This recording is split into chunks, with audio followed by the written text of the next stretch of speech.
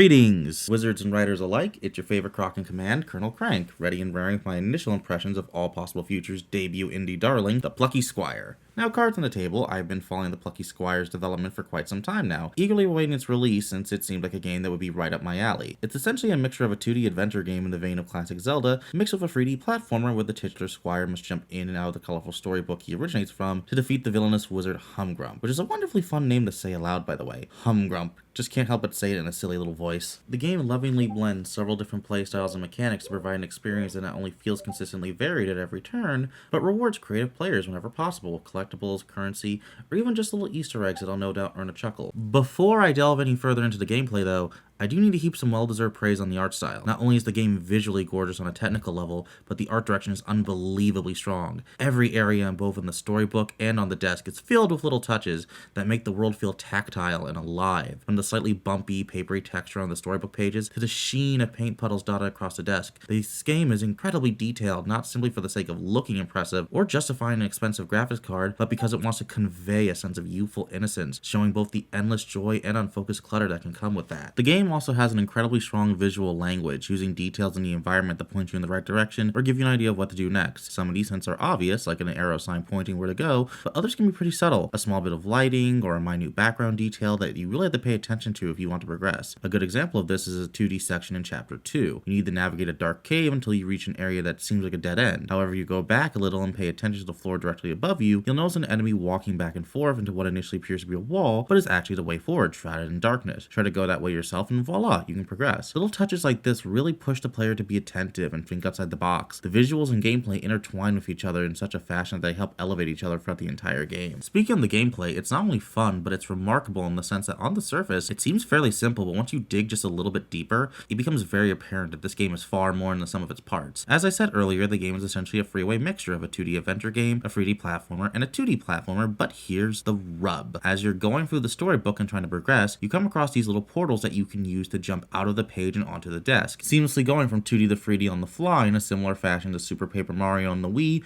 or A Link Between Worlds on the 3DS. So, let's say for example you have to weigh down a switch with a block, but there's a wall separating the two. Well, you can find a portal, take the block out of the book, and then carry it across the page, jump into another portal, and then re-enter the page to weigh down the switch and progress, completely bypassing the wall. Now, the portals are also fixed elements of the level, so you can't just jump from the page to the desk anywhere you'd like. You have to be strategic in how you use your portals between the real and storybook worlds to solve puzzles, and get one step closer to stopping Humgrump, there I go again, from rewriting the story to his liking. And speaking of rewriting, the game actually has another trick up its sleeve. You see, you can actually remove certain words from various descriptions across the page and swap them around to alter elements of the world around you. For instance, there's a section where a giant bug obstructs your path and a tiny frog watches it from afar. To get past the bug, you have to grab the word tiny and swap it with huge, and bam, the bug is now small and you can get by. Sounds simple enough, but even in this relatively early puzzle, you'll find yourself jumping back and forth between the desk and the storybook, literally carrying the word tiny back and forth as if it were a physical object, which in itself is an amusing visual, and placing it in a different description to change things around you. Once you get a little further into the game, you start getting some very clever puzzles as the game mixes and matches several elements together, so you really have to start thinking outside the box, or book in this case. Ooh, I almost forgot to mention the fact that you get these little gloves that let you flip through the storybook pages.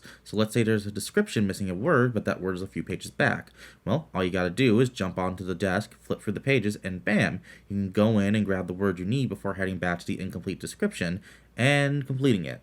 It's a really interesting mechanic that offers a great balance. There's just enough complexity here to keep the puzzles interesting without adding in too much and overwhelming the player. I'm only about 5 chapters deep so far, but the game has already thrown some real brain teasers at me and I've had a blast solving them. There's also an easier story difficulty mode and a suite of accessibility features such as higher jumps, one-hit kills on enemies, and outright invincibility.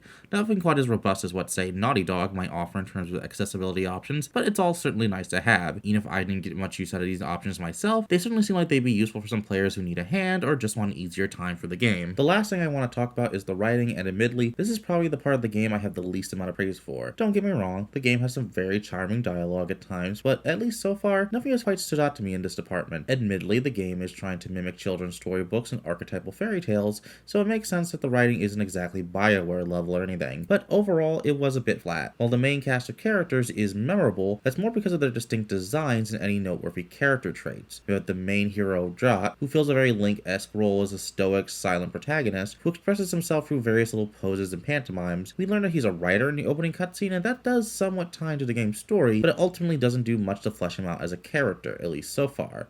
The rest of the cast are similarly shallow, with one main character trait that doesn't really change, even as the game tries to put them through little story arcs in later chapters. For instance, we have Jot's childhood friend Violent, who begins the game as a somewhat nervous and unsure amateur witch who uses her abilities to help Jot along his adventure, and slowly but surely gets more confident in her abilities, yet doesn't seem to act any less nervous or shy because of it. It's weird. It feels as if she should be going through an arc, but she isn't. Her character ends up feeling static, even at what should be moments of growth. Again, it's nothing huge, and it certainly doesn't take away from the game for me. It's just something that felt notable enough to mention, even if only because I'm an overly critical pedant who doesn't want this video to just be endless gushing, so I just had to find something to critique. Sorry, but couldn't help myself. Overall, the Plucky Squire has left a wonderful first impression on me. Even in the opening hours, I could tell this game was going to be a truly special experience that doesn't come along that often. A shot of pure fun that does everything it can to warm your heart whenever you're playing it. Playing the Plucky Squire is like eating a perfectly prepared meal made by someone who knows your exact taste and made everything just the way you love it. Even this early on, the game has earned a spot in my heart, and while I don't want to give any score or formal recommendation until I've beaten it and sat with my feelings for a while, I can certainly say that this game remains as enjoyable as it's been so far, and the Plucky Squire is not only going to get a recommendation from me, it might just earn itself a place on my Game of the Year list.